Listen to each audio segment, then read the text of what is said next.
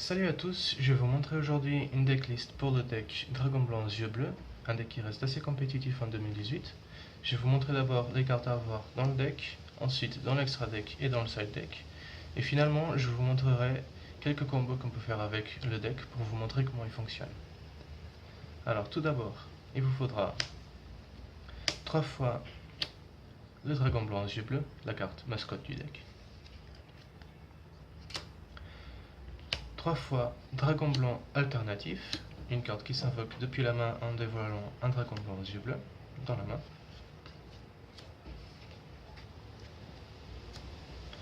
2 fois Esprit du Dragon Blanc, une carte qui, lorsqu'elle est invoquée sur le terrain, peut bannir une carte magie ou piège. Cet effet n'est pas limité par tour, donc c'est une très bonne carte à invoquer de façon répétée lorsque votre adversaire a plusieurs cartes magie piège sur le terrain. 3 fois Pierre Blanche Ancienne, une carte qu'il faut avoir très rapidement dans le cimetière pour pouvoir à chaque fin de tour invoquer depuis le deck un monstre aux yeux bleus.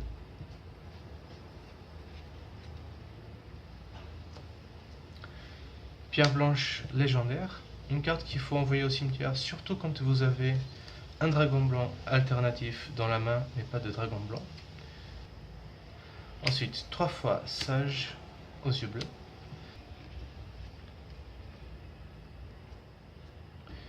Une fois Maître aux yeux bleus. Un illusionniste d'effet, donc votre hand trap de préférence. Vous pouvez en jouer 3. Personnellement, j'en joue 1 et j'en joue 3 lorsque je sais que je vais commencer en deuxième. Un bulbe luisant, il vous permet de faire des combos avec les monstres synchro. Je vous montrerai après comment cela fonctionne. 3 fois Retour des Grands Dragons, votre Monster Reborn pour tous vos dragons. Elle permet aussi de empêcher la destruction d'un dragon blanc sur le terrain en la bannissant du cimetière. 2 fois Sanctuaire du Dragon. Vous pouvez aussi envoyer avec cet effet, vous pouvez envoyer premièrement avec cet effet l'esprit de Dragon Blanc, car cette carte compte pour un monstre normal une fois qu'il est dans le cimetière, et donc il permettra d'activer le deuxième effet d'envoyer une deuxième carte du deck au cimetière de type dragon. 3 fois Mélodie du Réveil des Dragons.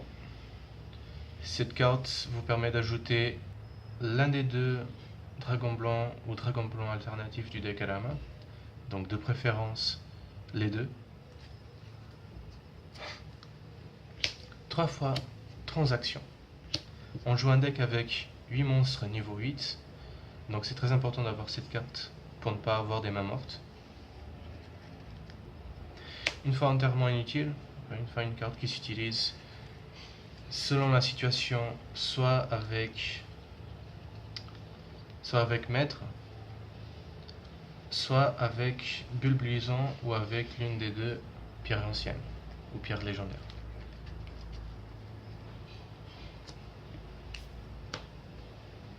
Un pot de désir, une carte indispensable. Un Soul Charge, carte qui à elle toute seule vous permet d'invoquer plusieurs dragons blancs ou plusieurs synthoniseurs, etc. pour vous permettre de faire des Xyz, des synchros, tout ça en un seul tour. Monster Reborn, pas besoin d'introduction, c'est une carte excellente dans tous les decks. 1 pour invoquer très rapidement vos synthoniseurs. Hurlement d'argent, pour invoquer un dragon normal depuis le cimetière. Ça marche aussi donc sur Esprit du Dragon Blanc. Balade partagée, qui vous permet de piocher une carte à chaque fois que votre adversaire ajoute du deck à la main une carte, ou qu'il ajoute du cimetière à la main une carte. Donc c'est un effet qui se ressemble à celui de Max C, qui est maintenant banni. Un Raigeki, pas besoin d'introduction. Appel de la tombe contre les hand trap. Tourbillon jumelé, donc qui vous permet de détruire 2 cartes jusqu'à 2 cartes, magie ou piège sur le terrain, en défaussant un monstre. Enfin, en défaussant une carte. Et avertissement solennel.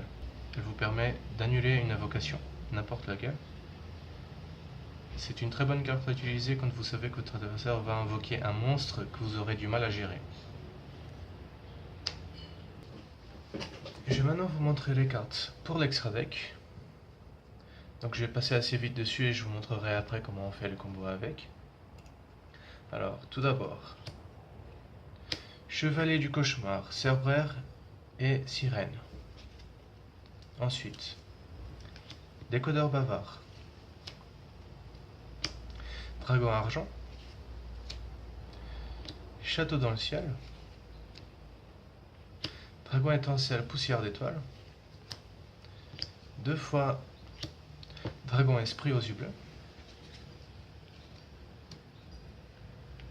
Dragon Cipher, Dragon Matière des Ténèbres, aussi appelé numéro 95, Chevalier Divin Grand Dragon d'Or, aussi appelé en anglais Felgrand. Ensuite, Néodragon Photon, Titanesque Galactique, aussi appelé numéro 38, Prison Céleste Sanafon, aussi appelé numéro 68, et finalement votre boss, Roi véritable de toutes les calamités. Alors pour finir, je vais vous montrer le side deck qui est susceptible de changer selon la méta. Alors personnellement, je joue Goliath. C'est un dragon niveau 8, comme les autres dragons que vous avez dans le deck. Une fois qu'il est sur le terrain, aucun des deux joueurs ne peut invoquer de monstres depuis l'extra deck. Donc c'est très utile contre un deck qui utilise beaucoup l'extra deck. Ensuite, Assaut solennel, que j'ai 2 fois. Quand vous commencez en premier, c'est une très bonne carte à avoir en main. Elle vous permet d'annuler un effet de monstre ou une invocation spéciale. Livre de la Lune, il vous permet de passer des monstres tels que Crystal Wing, contre lequel ce deck a très peu de compteurs. Barrière dimensionnelle, je l'ai seulement en une fois, mais si vous l'avez en plusieurs fois, c'est encore mieux contre par exemple Pendule ou tout deck qui utilise beaucoup Xyz ou Synchro. Masque de restriction, très très fort contre Trou Draco. Il y a aussi des decks qui généralement utilisent beaucoup de sacrifices, comme par exemple le nouveau deck Lair of Darkness.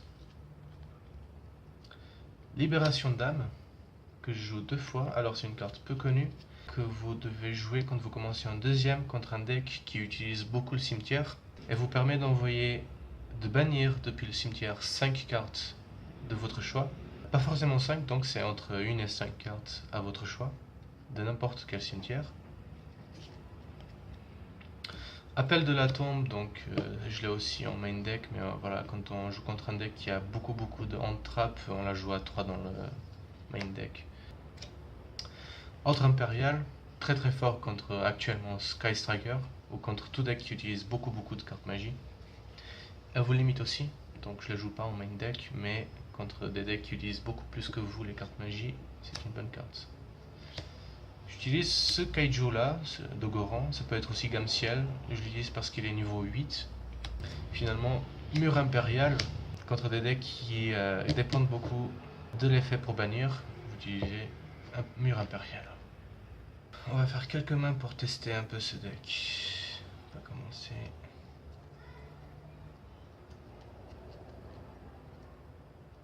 Voilà, alors avec une main comme ça, ce que j'aurais fait en premier, j'aurais fait invocation normale, ensuite effet de sage depuis la main, je défausse, je cible cette carte, je la sacrifie, et ensuite par l'effet de sage, j'invoque depuis mon deck Esprit du Dragon Blanc. Je set une carte, je déclare end phase. À la déclaration d'end phase, effet de pierre blanche ancienne, j'invoque depuis mon deck un dragon blanc yeux bleus. Et je termine mon tour. Donc avec Stars en main. Si j'ai activé cette carte, je l'active bien évidemment en défaussant pierre ancienne blanche.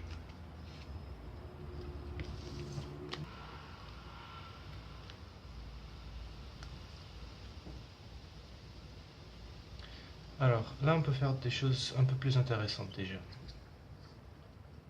Je commence mon tour en activant Enterrement inutile. À partir de là, j'envoie du deck au cimetière, Bulbe luisant. Je dévoile dans ma main un dragon blanc yeux bleus pour invoquer spécialement un dragon blanc alternatif. Effet de Bulbe dans le cimetière. J'envoie la carte du haut de mon deck au cimetière et je ressuscite Bulbe.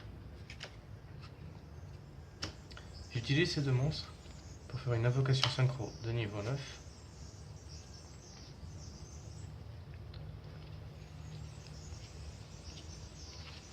Dragon esprit aux yeux bleus. J'utilise Retour des grands dragons pour ressusciter Dragon blanc alternatif. Et je termine mon tour. Avec ce board, je peux annuler un effet dans le cimetière. Je peux rapidement sacrifier cette carte et invoquer un dragon lumière depuis l'extra deck synchro. Et si un de mes monstres viendrait à être détruit, je peux à la place de la destruction bannir Retour des grands dragons depuis le cimetière. C'est déjà un petit peu mieux. Je pioche 5 cartes.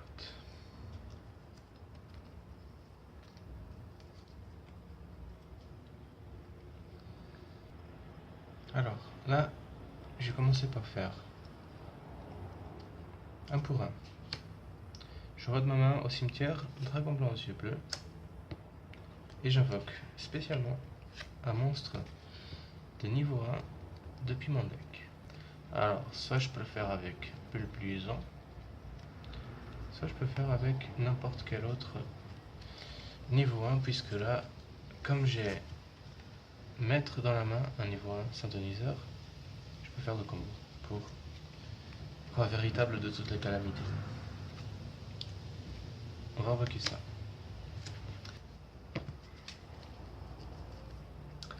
Donc là, on a invoqué ça spécialement. On va activer Retour des grands dragons. On va plutôt utiliser Hurlement d'argent. On va ressusciter Dragon blanc aux yeux bleus. Là, on va faire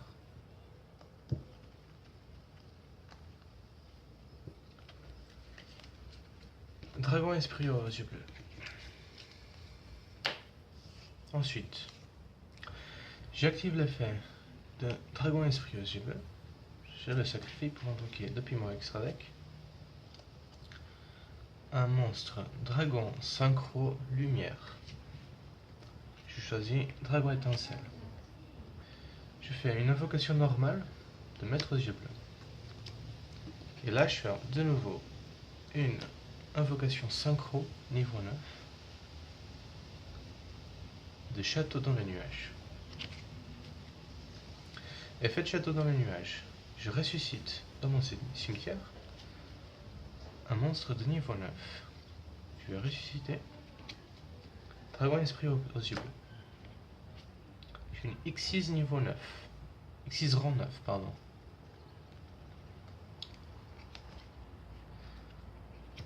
Roi véritable de toutes les calamités. Une fois qu'il est sur terrain, j'active Retour des grands dragons et je ressuscite